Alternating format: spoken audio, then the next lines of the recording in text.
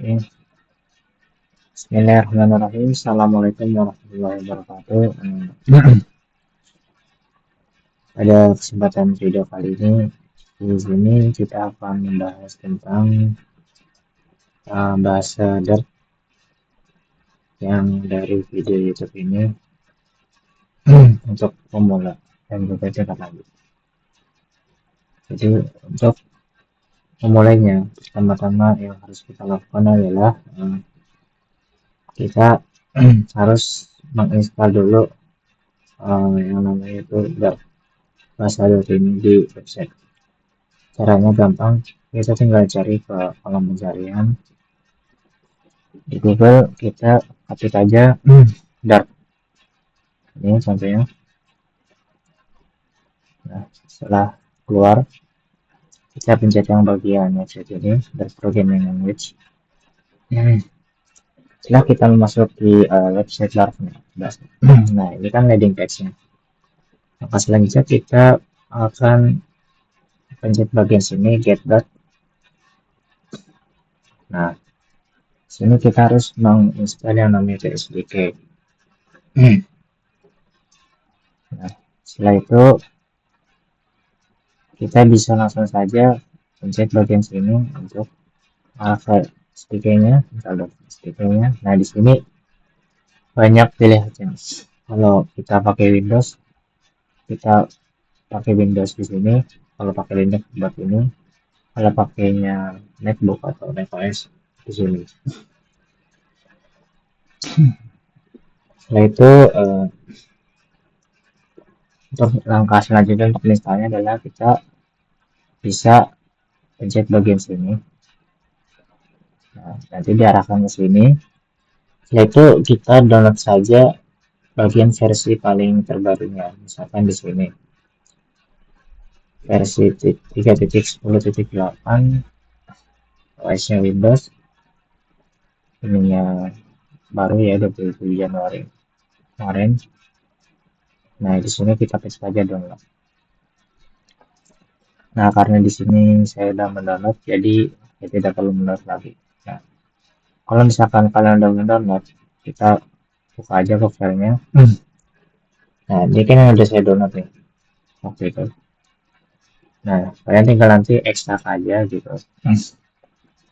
Setelah ekstrak, nanti kalian pindahkan, bikin apa namanya, folder baru lah. Sini kita bikin Dart ya. Nah, yang tadi XAL-nya nanti kita ekstrak di dalam folder folder baru yang kita bikin di lokal di sini. Nah, ini contohnya yang saya udah ekstrak. Kalau mau lebih gampangnya sih, kalian tinggal apa namanya pindahkan aja nih. Kalau bebas sih mau pindahkan atau copy bisa aja, pindahkan aja terus nanti kita ekstrak dalam sini. Setelah itu kalau udah baru kita ini aja klik kanan. Setelah itu nanti karena saya sudah ekstrak jadi udah bisa. Nah, nanti kalau misalkan udah berhasil kalian menginstal, udah berhasil mengekstrak, kalian tinggal cek aja di bagian terminal. Sini kita buka terminalnya dulu, coba contohnya terminal. Nah, sini kita bisa mencoba yang namanya itu Dart version, Dart main version. Itu kita. Nah, kalau kalian dicek terminal seperti ini, maka Dart kalian sudah sebetulnya bisa digunakan. Untuk langkah selanjutnya, setelah kita berhasil menginstal dan juga lainnya, kita akan sebelum kita akan langsung pindah ke VS Code, teman-teman. Yang dimana sebelum kita memulai VS, maka membahas yang sudah saya paparkan di sini. Alangkah baiknya kita download dulu apa namanya itu extension. Kita bisa cari di sini namanya Dart. Nah, supaya memudahkan kita dalam mengoding. Nah, kalian bisa install juga, nah, bagian yang ini, extension Dart yang ada tanda logo centang. Di sini kalian install aja, karena di sini sudah install, jadi langsung lanjut saja. Oke, sekarang kita langsung masuk ke pembahasan. Nah, nah, nah, jadi yang ada di video YouTube ini tadi, tutorial yang apa saja yang dipaparkan dalam video YouTube ini, saya akan merangkumkannya di yang udah saya kerjakan. Nah, sini di bagian folder 1 ya. Nah, di folder 1 ini ada namanya itu ini apa namanya? Flight name-nya. Jadi, pertama yang kita bahas ini adalah main. Di sini main ini adalah titik awal dari sebuah program. Jadi di mana semua bahasa yang apa ya, semua program yang kita mulai itu diawali dengan main fungsinya. Jadi setiap aplikasi itu pasti mulai dieksekusinya ya pakai fungsi main ini. Nah, jadi kalau main ini tidak ada, programnya tidak bisa jalan ya teman-teman. Nah, untuk fight di sini ini artinya tidak mengfungsinya ini fungsi juga fight ini, tapi dia ini fungsinya tidak bisa mengembalikan nilai apapun. Nah, di sini di komen sini ada tulisan statement. Nah, statement ini adalah perintah yang dieksekusi di bawah ini. Jadi print ini digunakan ya sebagai untuk menampilkan output ke konsol gitu. Di sini ada print dengan isiannya tipenya string. Di sini hello world. Di sini ada dua ya printnya hello world tuh. Nah, ini biasa dipakai untuk debugging atau melihat hasil proses atau bisa menampilkan informasi fungsi dari print ini. Oke. Jadi nanti kalau kita output nanti bakal hasilnya hello world. Tapi sebelum kita mengoutput semuanya kita jelasin dulu satu. Di sini di setelah print ini ada namanya expression. Expression ini singkatnya adalah sesuatu yang menghasilkan nilai.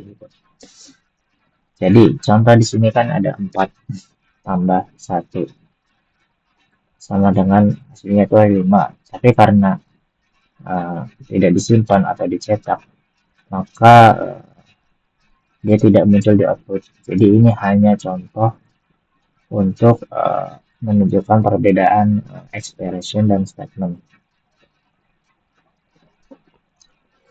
Jadi nanti kalau untuk selanjutnya kita akan masuk yang di bawahnya ini. Di sini ada komen arithmetic operation. Nah, di sini ada print dengan tipe data integer itu 1 tambah 1. Di sini juga di 2 tambah 1, 3 kali 4, dan juga di sini ada 4 dibagi 3. Nah, di sini ada integer division. Division ini artinya pembagian bulat. Jadi hasil desimalnya dibuang, bukan dibulatkan.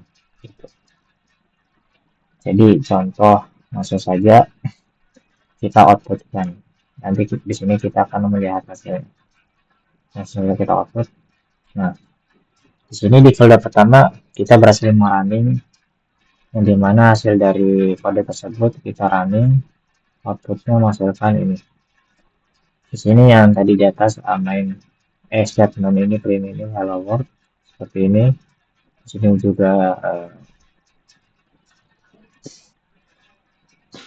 apa namanya tadi di sini operation print 1 tambah 1 2 2 kurang 1 1, sini 3 dikali 4 12. Dia akan memproses kode yang kita buat.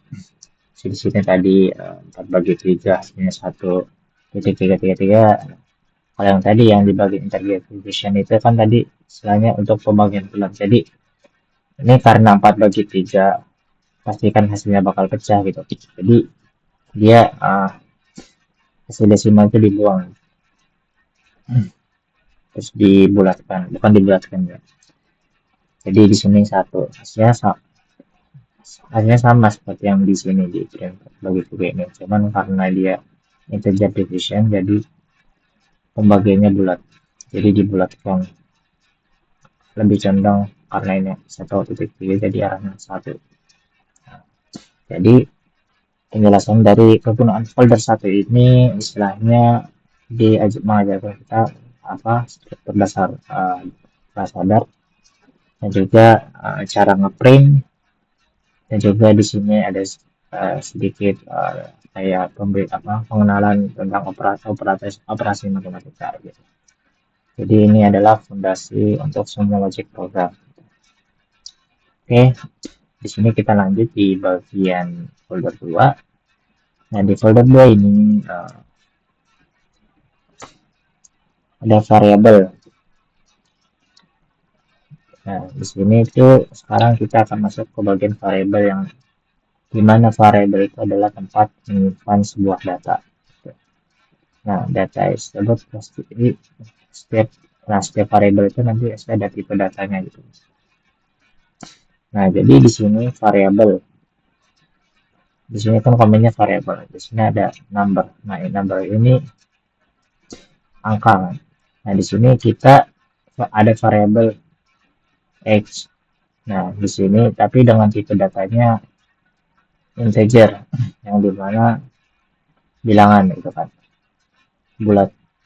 Terus di sini ada double, tipe data double gitu, terus yang buat kalau bilangannya itu desimal gitu atau bisa double lah gitu, kayak nggak bulat.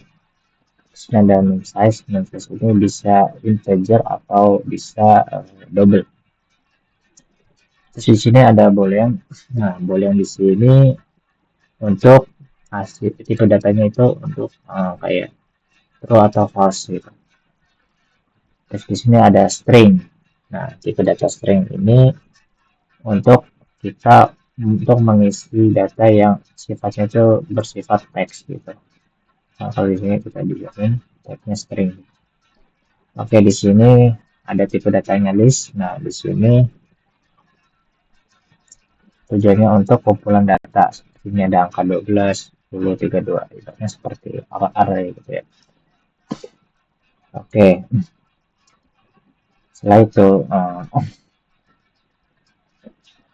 di bagian tipe safety ini comment ini, sini ada string my name dengan tipe ini string sampai nama sampai NFP. Nah, jadi di sini itu namanya type safe, itu artinya adalah string yang tidak bisa diisi angka gitu. Jadi full pure teks gitu ya, nggak ada angka, jadi bikin programnya lebih aman gitu. Juga di sini ada namanya itu var. Var itu ya secara keseluruhan tuh ya ibaratnya buat kayak tipe datanya itu ditentukan sekali gitu.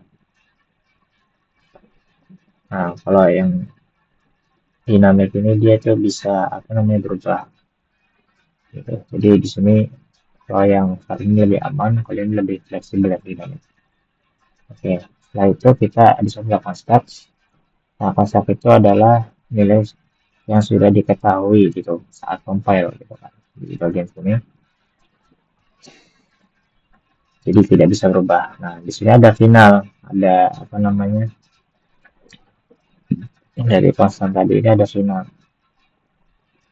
Finalnya adalah nilai yang sudah ditentukan saat runtime.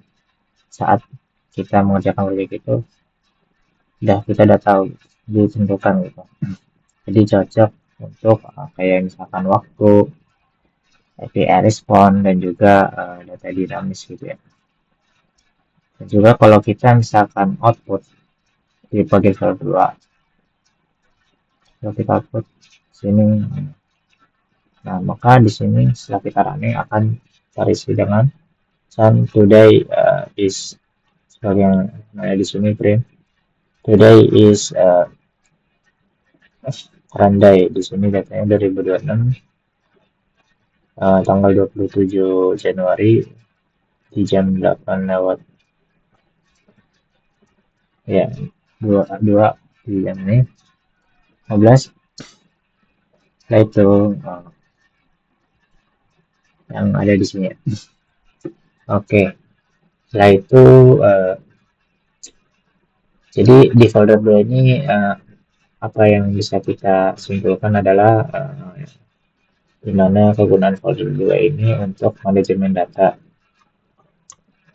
yang dijelasin tadi kan, ini kan tipe-tipe data gitu, untuk mengetahui, untuk memilah gitu ya. Jadi di sini untuk keamanan tipe juga bisa kita belajar keamanan tipe, dan juga di sini saya juga belajar tentang perbedaan cost dan final. Dan ini kedepannya itu penting banget untuk ketika kita ada masuk flutter gitu guys. Oke, lanjut di sini kita langsung ke bagian lanjut folder 3.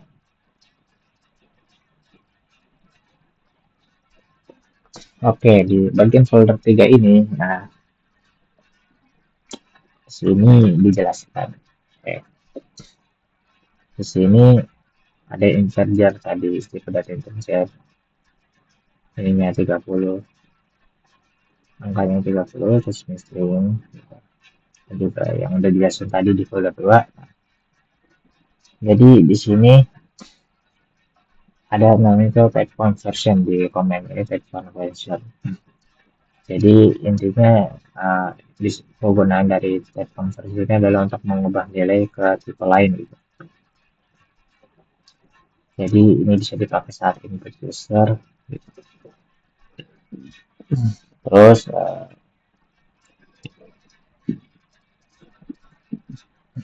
di sini ada di komennya ada operation unmixed types. Jadi intinya di sini untuk hasil otomatis yang double. Terus juga di sini untuk agar dat pintar menyelesaikan tipe gitu. Di sini juga ada tipe casting di bagian sini, di komen sini. Nah, tipe casting ini ada masih kayak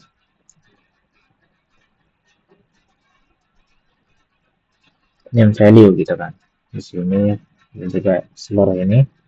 Nah, di sini tuh as integer ini maksudnya adalah untuk namanya siapa, memaksa tipe gitu. Kalau ini yes event itu hanya ada di integer gitu guys. Jadi kalau kita output nanti hasilnya bakal false gitu. Jadi kalau kita misalkan running di sini, nah maka dari hasil running tersebut muncul di outputnya itu adalah false, karena ya itu kita maksa tipenya tadi guys.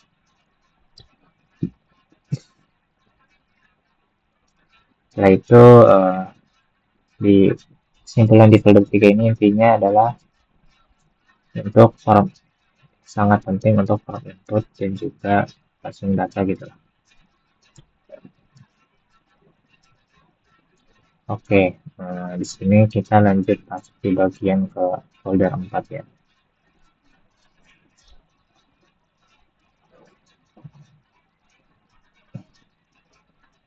Oke, untuk di folder 4 ini ada di sini ada for first one, for second one, dan for third one. Nah, di sini penjelasannya. Jadi di sini kan dia memakai tipe datanya yaitu string ya. Datanya string. Jadi string itu bisa memakai petik 1 atau petik 2 juga bisa gitu. Jadi atau bisa dipakai dengan petiknya 3 gitu guys. Jadi supaya yaitu untuk jadi tipe data string ini, jadi dia bisa memakai petik 1, petik 2, dan juga bisa petik 3 di sini dipakai supaya tidak konflik ya dengan tanda petik dalam teks. Oke. Jadi di sini lanjut ada namanya combine convention. Nah, di string concatenation ini penggabungan ya. Nah, itu yang ada namanya first, first, plus second, plus third. yang kita output nanti stringnya bakal jadi false. Di sini maksudnya adalah tujuannya adalah untuk mengembangkan string yang kita pakai gitu. Jadi urut sesuai penulisan gitu. Jadi nanti bakal urut dari sesuai penulisan gitu. Oke. Setelah itu di sini ada namanya var_if. Ini artinya untuk menambahkan nilai sama. Tapi di sini juga yang dicetak gitu. Jadi bakal di sini hasilnya aktif gitu. Nah, lanjut di sini ada namanya ya document interpolation. Interpolationnya adalah intinya variabel yang langsung disisipkan nilai gitu guys. Nah, di sini dipakainya untuk lebih rapi. Jadi langsung saja masih belum. Sini ada multi-line strings. Di multi-line strings ini intinya adalah kita bisa pakai untuk teks panjang. Yang di sini kan teksnya panjang. Tapi pakainya langsung ketiknya gini, ketikannya langsung 3 berjajar. Kita bisa ini berguna untuk deskripsi artikel atau dan teks gitu guys. Jadi kalau kita langsung ya, kayak di situ kan printnya hasil outputnya adalah teks untuk teks yang sangat panjang gitu. Nah di sini untuk memodifikasi sebuah string di sini. Oke, kalau kita langsung output di sini maka akan muncul di runningnya itu seperti yang tadi 111 urut yang tadi di sini dari apa namanya yang siswa tadi ini. Setelah itu di sini ada main examples. Di sini juga umurnya 24. Di sini produce and gratification yang ada di sini.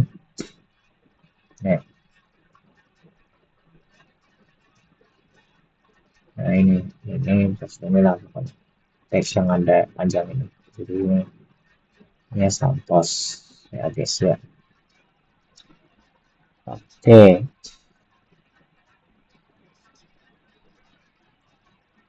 Di sini kan manipulasi string tadi. Jadi dia ambil dari variabel yang namanya. Oke, jadi fungsi dari folder 4 ini adalah untuk menampilkan teks di UI gitu.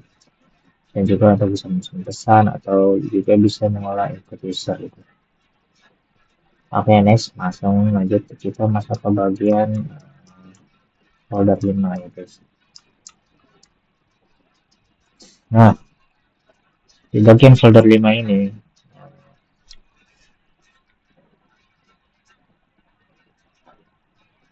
ada namanya itu boolean operation di bagian comment. Nah, jadi boolean itu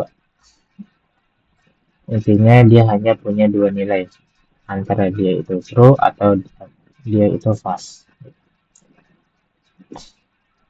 Terus di sini juga ada namanya itu ini equality di comment. Equality itu dia ada konsep. Atau bukan? Coba bentar. Iya, di sini intinya ada kan is yes no. Bisa yes atau no gitu.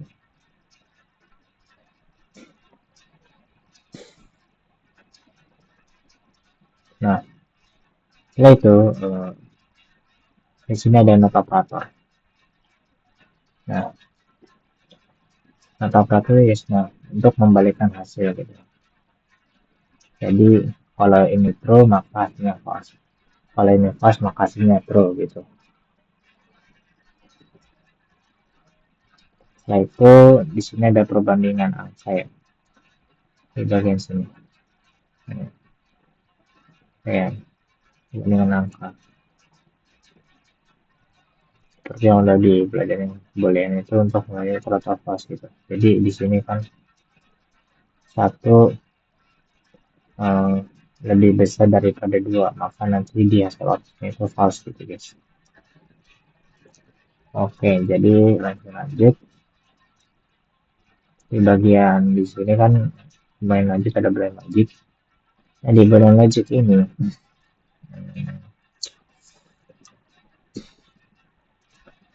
ada namanya itu n, apa namanya, ini apa sih namanya, kodenya itu kayak n double gini. Nah, ini untuk true dan false, maka hasilnya itu false. Maksudnya false itu dan gitu, n itu dan. Di sini kalau lanjutnya ada kayak gini tuh artinya untuk dan, true dan false. Nah, true. Terus di sini ada not, nah, not operator. Sini maka true false gitu. Jadi di sini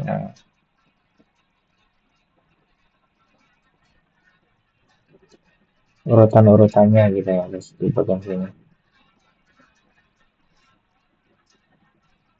Oke, jadi di sini langsung saja kita output. Nah, untuk hasil outputnya tadi di sini is yes equal to no false. Di sini yes equal to no true gitu.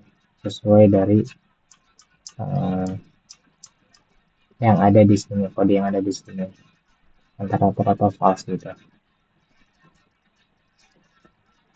Jadi kesimpulannya, penggunaan folder lima yang kita pelajari di sini adalah untuk validasi form, dan juga bisa untuk apa aja kita kayak login, logout, atau kondisi tindakan, dan juga yang lain. Oke, di sini kita langsung lanjut di bagian nomor 6 ya. Nah,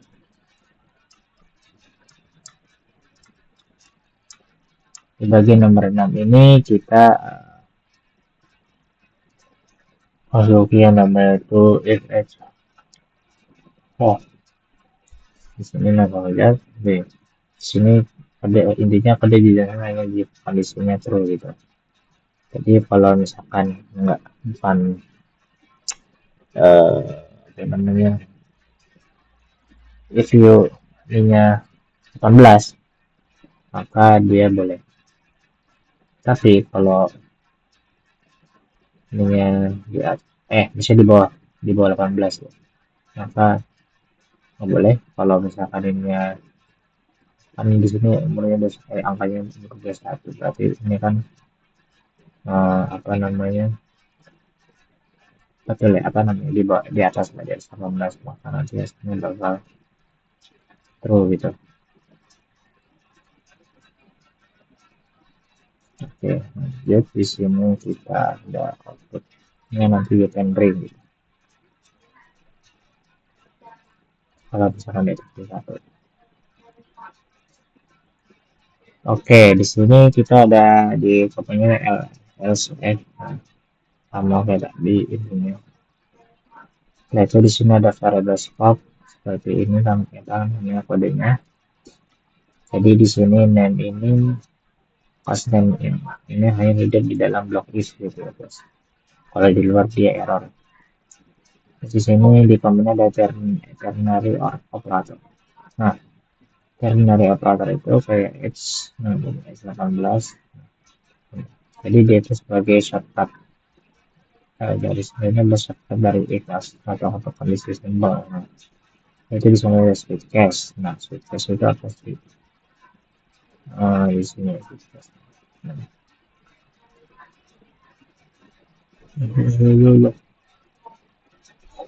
Nah, untuk kan video guys. Nah, setelah itu di sini ada enum. Nah, di sini ada enum item. Nah, enum ini tidak untuk pilihan yang terbatas gitu. Jadi aman ya daripada angka.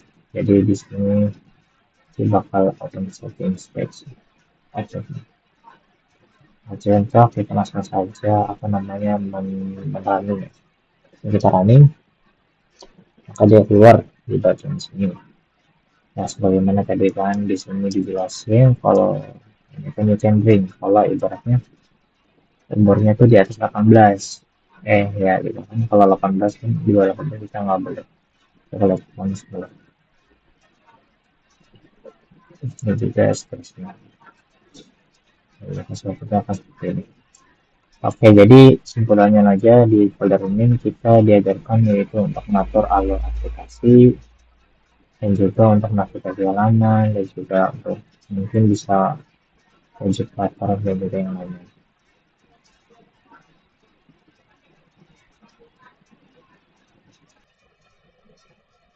Di sini kita lanjut masuk ke bagian folder 7. Oh, di sini di folder 7 ini kita bakal belajar tentang yang namanya itu loop atau saya dibilang perulangan, yaitu cara menjalankan kode yang sama berulang kali tanpa harus menulis ulang. Jadi di sini ada namanya itu yang while loop. Nah, ini namanya while. Nah, while loop di sini kan kita di sini langsung saja di bagian kodenya. Di sini kan ada versi foto while kurung strong ada kecil 10 kurang awal ini adalah primus. Di sini maksudnya adalah di sini aku bikin variabel sum dengan nilai satu, awalnya satu ya. Nah itu, lalu ada while. Di sini ada while. Artinya maksudnya adalah ini dalam kurang ini. Sum maksudnya adalah selama kondisi sum yang ada di sini satu ini kurang dari satu atau sama dengan 10, maka pada deadline-nya bakal terus dijalankan, bakal ada terus gitu sampai kita resmi pulang kodenya. Jadi pada deadline-nya bakal terus dijalankan gitu. Jadi setiap perulangan nilai sen ditambah satu lalu langsung diturun ke lagi. Jadi di sini dari sini di komen ada namanya dua while. Jadi kalau dua while itu bedanya adalah kodenya adalah kode di dalamnya pasti dijalankan minimal satu kali walau walau pun kondisinya. Jadi ceritanya dijalankan dulu baru dicek kondisinya. Jadi di sini bisa disebutkan jadi perbedaan while sama while sama dual tadi. Bedanya kalau dari itu di contoh ini kondisi dari satu kurang 6 gitu kan, lebih kurang lebih dari awal ini sudah salah. Jadi dua tidak ada sama sekali. Terus juga di bagian sini para value juga di bagian dua ini kita berbeda. Di bagian dua ini walaupun kondisinya salah ini seperti sama tadi, maka pabriknya kita dijalankan sekali. Nah, di sini ada namanya lanjut dilakukan kata breaking loop. Jadi di sini break ini digunakan untuk melanjutkan loop secara paksa walaupun kondisinya masih benar. Terus di sini juga ada for loop. Di sini adalah dipakai kalau jumlah perulangannya sudah jelas, atau di sini variable i dimulai dari satu lalu setiap loop pertama 1 sampai 10. Terus ada continue loop perulangan selanjutnya. Sini continue itu artinya melewati perulangan sekarang dan lanjut ke perulangan berikutnya gitu.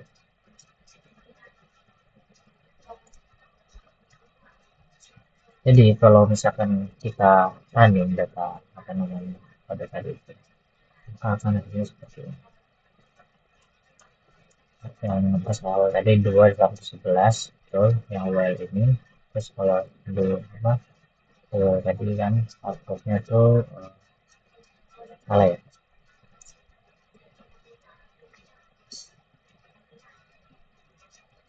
Bakal apa namanya salah tadi kalau dimasukkan itu.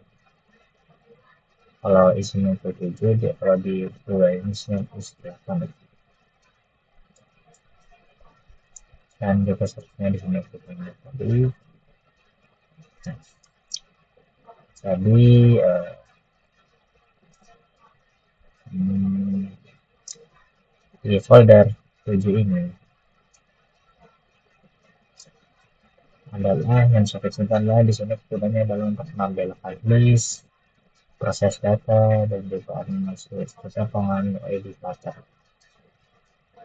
Oke, jadi kita masuk ke bagian file 8. Nah,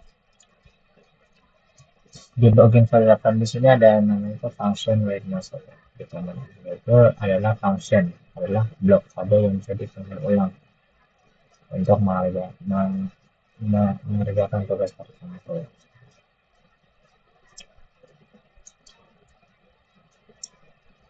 Nah,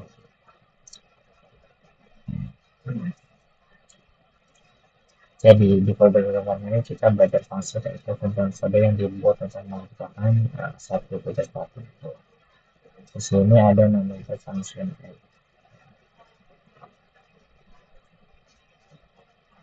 Nah, jadi di sini ini ini sih poin di sini ini add numbers. Jadi konsep ini menerima dua angka, lalu menjumlahkannya dan mengembalikan hasilnya menggunakan filter. Jadi satu tambah satu dua jadi hasilnya tiga. Jadi yang ada tambah satu ini. Itu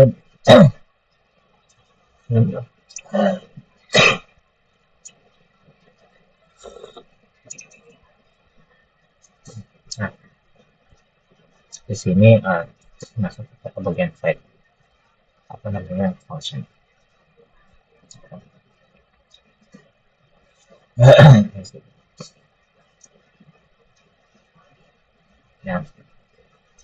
bagian sini di bagian service effort.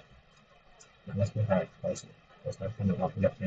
adalah function ini tidak bisa menggunakan nilai apapun. Kita langsung saja. Nah, itu di bagian ini sini optional ada yang optional parameter di bagian internet. Nah, internet ini. Nah, misalkan internet sampos, terus ada lagi sini bagian kecil. Nah, jadi parameter ini keduanya ini bersifat opsional. Jadi boleh diisi atau tidak. Di sini juga lanjut ada namanya default value di bagian sini. Nah, di sini tuh di enter file file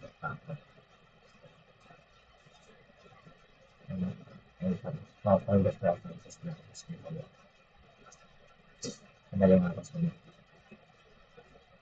Nah, di sini kan ada pernah itu kalau parameter kedua tidak diisi maka akan menambahkan nilai default versus volume.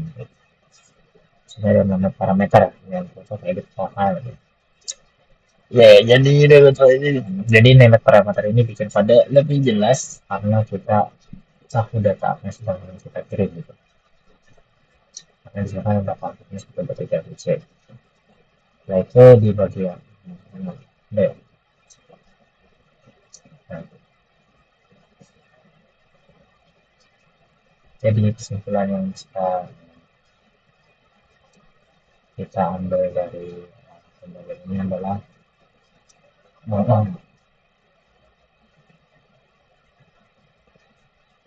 adalah untuk modular pada dan juga visibility.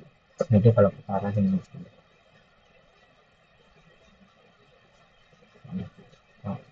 nah ini deh makasihnya kasihnya dari Facebook tadi kan di atas atau sama itu di add terus dari ini yang kita terus mas kalau ada memang tambahkan di sudah menggunakan. Oke lanjut langsung saja kita masuk ke kode 9. Nah, di folder 9 ini kita akan belajar mengenai analisis function. Nah, analisis function adalah fungsi pengembangannya. Jadi,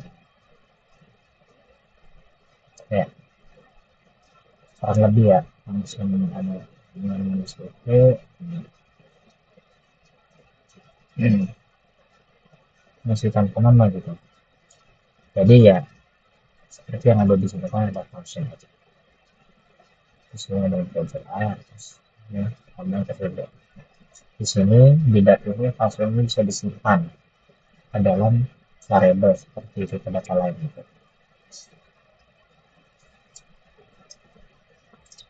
Terus juga ada function function sebagai parameter ada something function callback. Nah, di sini fungsinya adalah untuk mengirim function sebagai parameter ke function lain gitu. Di sini parameter atau function sebagai parameter ke function lain. Di sini juga ada namanya function balikin function, return a function. Saya dalam variable.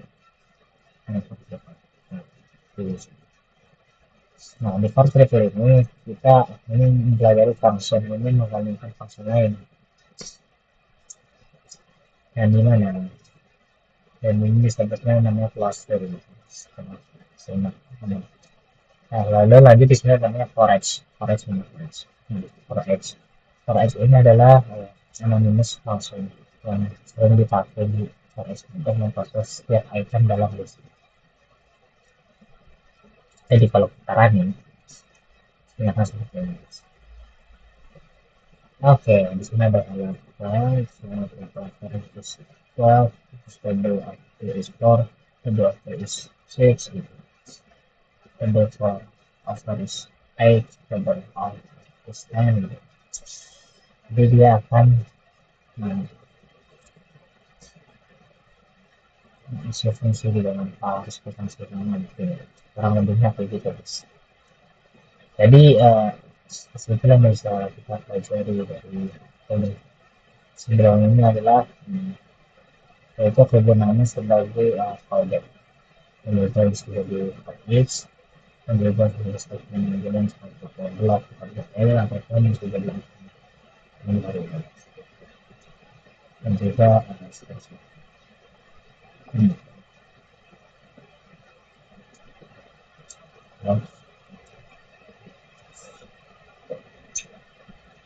Oke, ini kan sebelumnya lanjut di bagian 10 ini. Oke, di bagian 10 ini misalnya seperti ini kita akan belajar yang namanya arrow function. Nah, arrow function itu adalah cara menulis function yang lebih singkat dan rapi. Nah, contoh seperti integer ini yang sudah dibahas di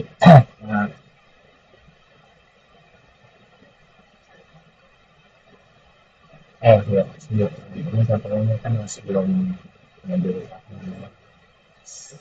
sebelum folder 9 tadi di folder 9 tadi ini yang salah function biasa ya function biasanya di sini ada bentuk function besar jadi dia ini mengembalikan angka lalu mengembalikan hasil penjumlahannya menggunakan filter jadi kan saya bertele-tele kalau sedangkan yang kita pelajari function ini untuk lebih singkat dan rapi maka di sini adalah hasilnya dari function biasa karena hanya satu baris gitu.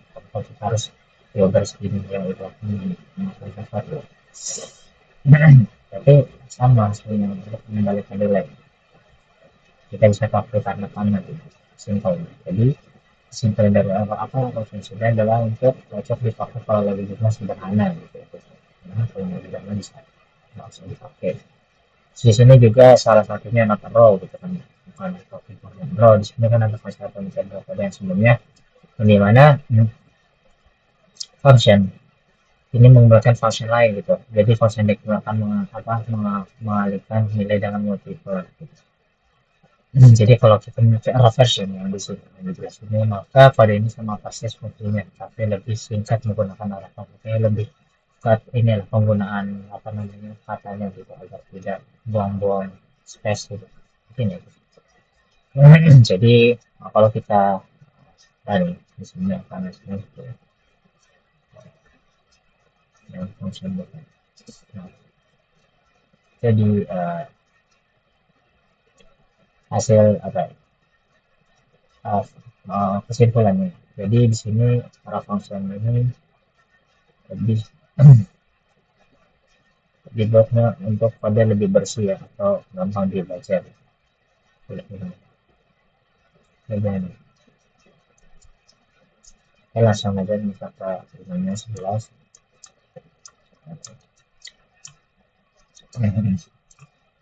Di 11 ini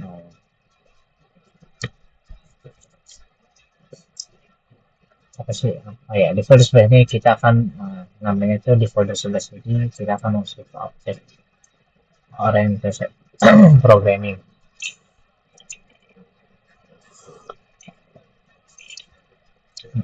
Nah, di sini penjelasan nih objek oriented itu ke di singkatnya itu OOP. Itu di mana adalah cara menulis program dengan konsep objek di dunia nyata. Nah, di sini kita akan memasuki yang contohnya ada pasca. Ya, kita bikin kelas dengan mengikat. Nah, kelas itu ibaratnya blueprint atau cetakan bisa dilihat. Nah, di sini kelas car ini untuk memperlihatkan mobil gitu. Nah, di sini ada next, seringnya next, nah, itu adalah merek mobilnya gitu kan. Terus di sini ada body type gitu seperti jenis bodi mobil. Nah, gitu. Tapi di sini ada method dalam kelas juga seperti string to JSON. String to JSON ini ibaratnya metode to JSON ini digunakan untuk mengubah objek menjadi string to JSON. Hmm. Di sini ada override to string. Nah, di sini override to string ini dipakai supaya saat objek di print hasilnya lebih rapi dan mudah dibaca. Nah, itu ada di sini ada for char. Di sini for char ini adalah omongan. Apa? Di sini kita akan membuat objek char dari kelas tadi. Yaitu kita akan mengubah propertinya.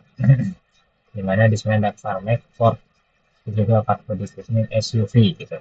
Jadi kita masih nilai properti objek yang sebelumnya masih kosong. Gitu.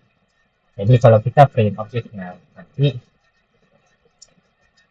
kita fresh to string gitu. Objeknya bisa langsung di print dengan huruf yang jelas. Jadi car di outputnya bakal nanti gitu pakai car dengan tipe itu ya. Dan di sini ada namanya itu objek serialization. Nah, serialization itu contoh di sini ada ini print faktor JSON. Nah, itu adalah omongan. Omongan omongan. Di sini adalah untuk proses pengubahan memang objek menjadi string supaya bisa dikonversi atau disimpan. Ya.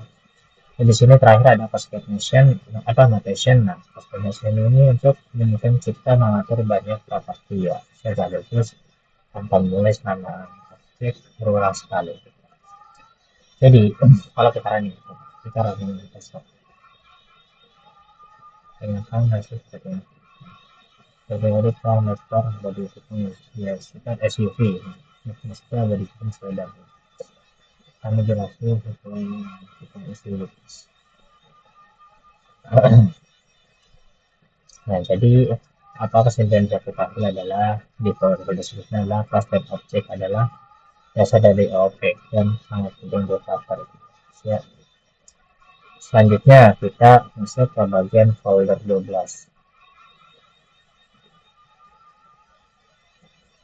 Nah, di folder 12 ini ada namanya constructor. Ini di folder 12 ini kita baca konsep bentuk untuk membuat objek. Nah, di sini kan ada cluster tadi. Nah, cluster ini untuk constructor selalu punya nama yang sama dengan kelasnya gitu. Bentuknya constructor. Sini cluster. Jadi namanya digunakan untuk membuat objek dalam kondisi tertentu. Setelah itu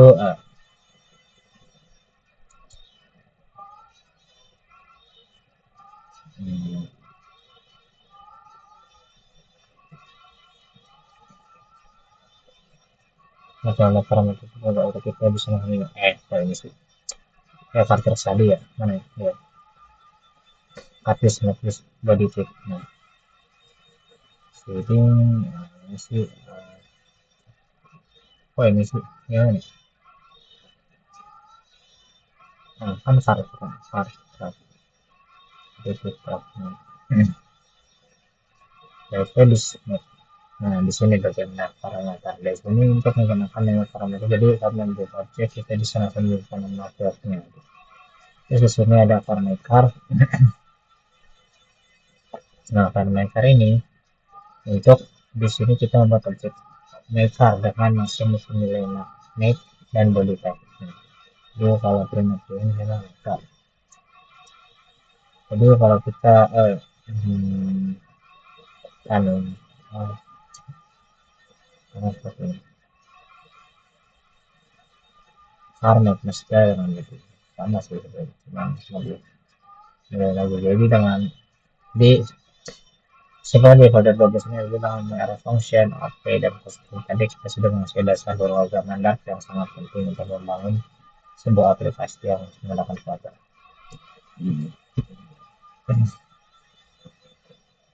Oke.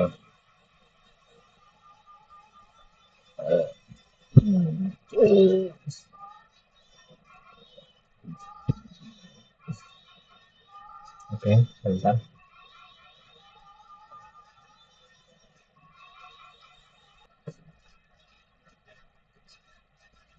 Oke, di sini kita lanjut masuk ke bagian folder 13.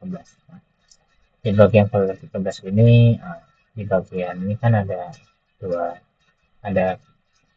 file. Nah, di file pertama ini itu di bagian sini adalah di file ini kita mengimport sebuah namanya file yang bernama itu file yang kita supaya nanti kelas klien bisa digunakan di sini. Terus juga dan juga di sini di fungsi main nanti adalah kita bisa membentuk objek klien gitu serta dari kelas klien dengan nanti ke parameter yaitu user ID, terus ada apa namanya name dan juga ada balance.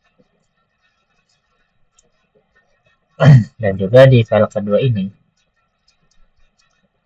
kita bisa apa ya lanjutnya tadi kelas klien ini bisa mempresentasikan data seorang klien atau pengguna tadi. Terus juga di sana ada scoring depan variabel artinya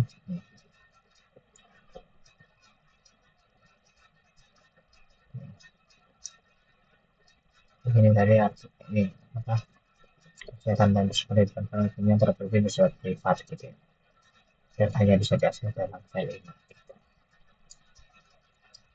Terus juga di bagian klien ya. Jadi di sini disebut ini realizer list gitulah. Nah bagian ini bisa list dan juga ini bisa dijalankan sebelum fase cloud. Jadi selesai membuat objek gitu. Terus di sini ada pertama ada set elements.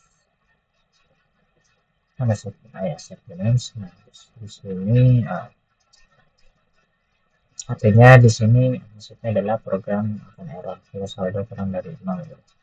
Setelah itu nilai parameter dimasukkan ke variabel private. Ada ID, name, dan ada account balance. Nah, ya sorry. Setelah itu kenapa pakai ini list karena untuk validasi data lebih aman dan juga digunakan sebelum wujud benar-benar itu. Lanjut di sini ada toString. Di sini kita memakai metode toString yang dimana di offline supaya saat objek di print tampilannya lebih rapi. Jadi kalau kita running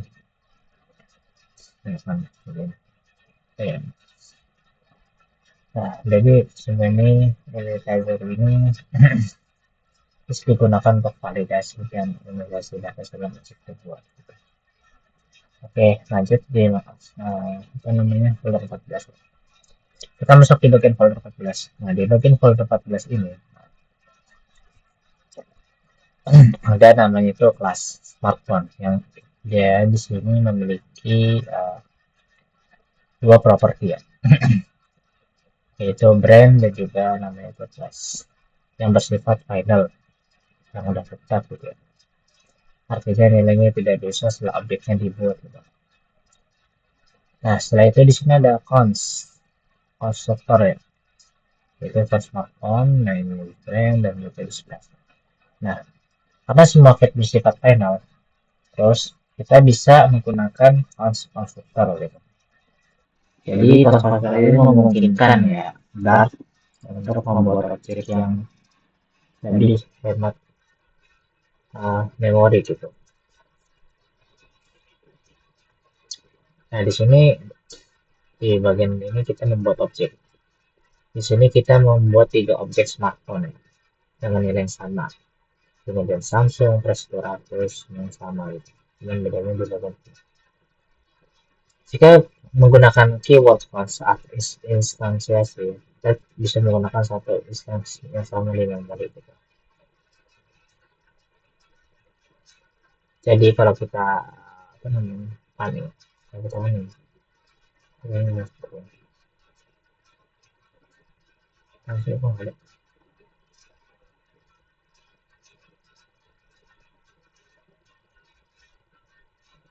y, oh ini tahu. Nah intinya di kesemua kode 14 ini ya, di konsol ini digunakan untuk objek nilainya tetap dan tidak berubah. Oke lanjut di bagian kode 15 ini, yaitu di bagian ini kan ada kelas. Nah di sini ada akar. Jadi kelas var ini memiliki properti mic dan body type. Nah di sini kita pakai konstruktor biasa. Jadi ini akan membuat objek car dengan nilai default body type. Ini yaitu truck. Terus juga ada factory constructor atau factor car ini SVP nilai body type SVP. Nah sini tuh untuk factory constructor yang digunakan ketika kita ingin mengontrol bagaimana objek itu dibuat. Dan juga di sini factory car SUV ini selalu menghasilkan mobil dengan tipe SUV gitu. Kenapa pakai factory? Pertama ya karena kita bisa melakukan opsi berbeda. Dan kita di sini bisa pakai logic tambahan atau bisa menggunakan objek lama gitu. Misalnya damai. Nah ini seperti ini hasilnya nanti. Jadi kalau kita running coba ya, kita running bakal bisa. Nah maka dia akan menghasilkannya outputnya SUV gitu guys. Karena dia tadi banyak SUV. Jadi untuk kesimpulan di folder 15 ini adalah faktor konsistor yang memberikan kita kontrol penuh terhadap proses pembuatan objek. Oke, di sini lanjut di file 16 ya. Ah, di file 16 ini kan ada dua file lagi. Jadi di file ini di bagian file pertama ini kita mengimport file yang namanya itu student.dat supaya kelas student bisa digunakan. Lalu kita membuat objek student dengan ID 1 dan juga nama Santos dan juga nilai 89. Setelah itu kita akan mencetak nama student tadi dan apakah sudah disebut pinter atau tidak gitu. Nah ini apa namanya prinsipnya gitu. Maka nanti outputnya akan lakukan student name is Santos is semua pro gitu. Nah, kita lihat mana is semua pro betul kan student name is Santos karena nilainya di atas rata-rata. Jadi intinya di sini kita akan mengubah nama student bukan setter. Karena student new name. Nah, student name. Nah, di student new name ini setter ini kan kita membuat data private dengan cara yang aman gitu. Jadi di sini ada student Mario. This is smarter gitu. Oke lanjut sekarang masuk ke bagian file 2 ya, file 2 mungkin ini bagian tadi Jadi di sini ada kelas student memiliki tiga properti private ya, yaitu ID, marks, dan juga name. Dan juga tanda seper yang ini di depan ini berarti yang di depan ini tanda seper ini berarti properti ini tidak bisa diakses langsung dari luar kelas. Ini ada integer get ID. Jadi di sini disebutnya namanya getter. Jadi getter ini digunakan untuk mengambil nilai dari properti private. Nah, dan juga getter is student seperti versi logika, yaitu jika nilai lebih dari 0 maka student dianggap pintar gitu. Yang apa namanya dijelaskan tadi yang udah kita bahas. Nah, di sini setup. Nah, di sini setup digunakan untuk mengubah nilai properti private dari luar kelas gitu. Dan juga di sini yang bagian lalu constructor ini digunakan untuk mengisi nilai awal subscription 2 gitu. Jadi kesimpulan pada folder 16 ini adalah getter dan setter digunakan untuk menjaga keamanan data dan menambahkan logika saat membaca atau mengubah nilai.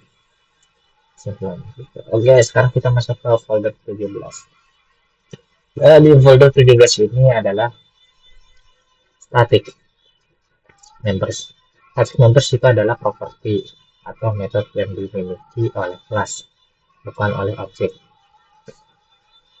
Artinya static member bisa diakses tanpa membuat objek. Nah, di sini di static method ini, di static method ini. Nah, di sini static method hanya bisa mengakses static variabel. Dan juga di sini ada main. Ya, dia di sini tidak menggunakan metode static, jadi langsung dari kelas tadi tanpa membuat objek. Jadi kalau kita open nanti akan menjadi seperti ini.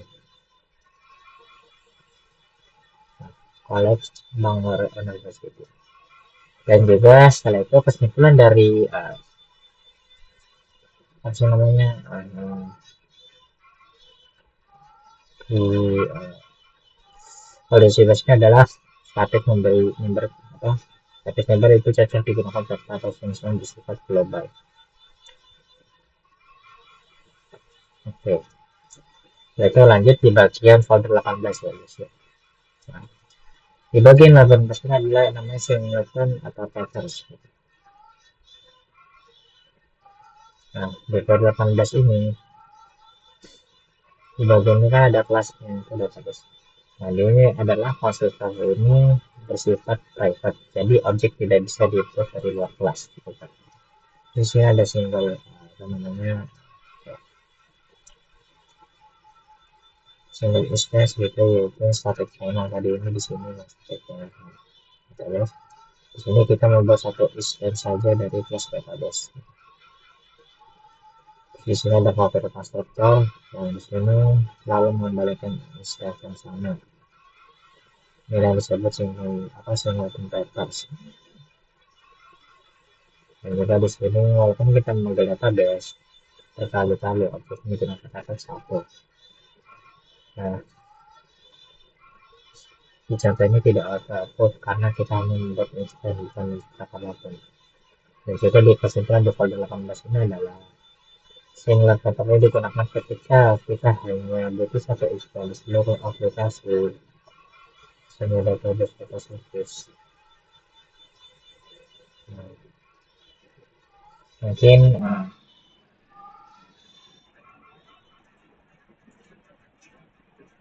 oke lanjut di folder ke-19 ini kita belajar tentang nullability, yaitu atau null safety tidak.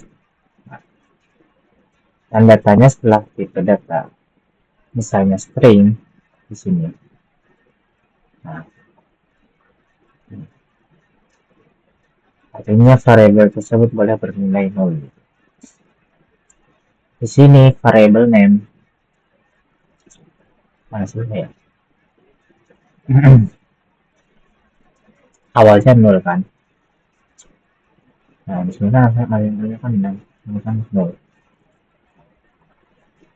Lalu kita isi dengan string samples. Karena sekarang name sudah tidak 0 gitu kan. Jadi kita bisa mesti sering manage tanpa error. Jadi kalau di output harusnya bakal ini. Nah di sini kan phone number ya. Kita phone number. Ya. Jadi kalau kita mau coba mengisi melewati data yang tidak punya label data akan langsung error. Ya. Jadi kalau kita ini running maka sudah pasti 6. Jadi kesimpulan dari polisi 16 ini adalah masyarakat ini kita mengalami dengan data yang kosong. Oke, di sini kita lanjut di bagian masuk ke folder 20. Oke, di bagian folder ke-20 ini ya, adalah dengan file malware operator. Nah, sini ada namanya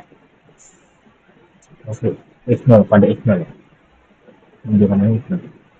Nah, operator dengan apa namanya script itu tanda tanya ini. Nah, artinya jika nilai di sebelah kiri 0, maka gunakan nilai di sebelah kanan. Jadi contoh default time gitu. Ini akan masukkan default time. Default time. Setelah itu di bagian ini ada non-aware segment. Nah, sini adalah operator akan masih nilai hanya jika variabel masih 0. Gitu. Nah, itu di sini. Maka hasilnya akan amount to pay is 0.0. Nah, itu di sini ada nilai access.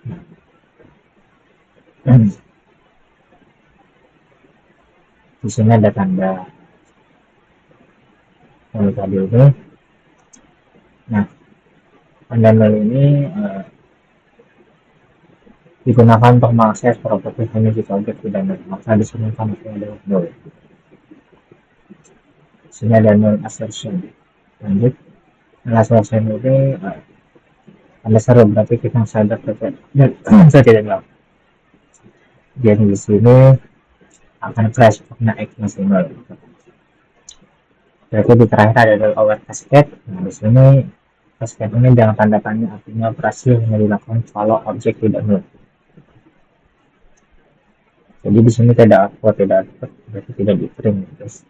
Jadi kalau kita running di folder problem maka error.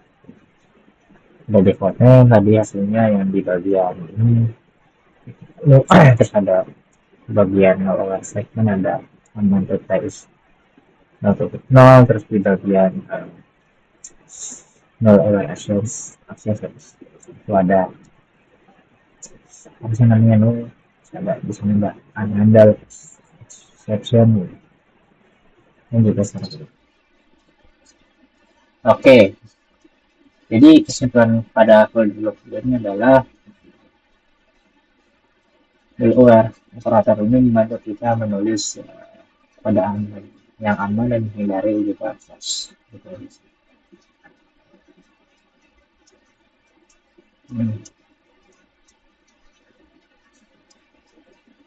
Nah, oke. Ya,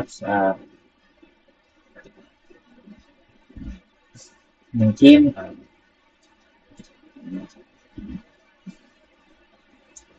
pada video ini cukup sampai sini dulu. Kita akan lanjut nanti di sesi video. Mungkin misalnya bisa sampaikan pada kesempatan pembahasan video kali ini kurang lebihnya maaf kalau apabila ada kesalahan kata ataupun kurang jelas. Assalamualaikum warahmatullahi wabarakatuh.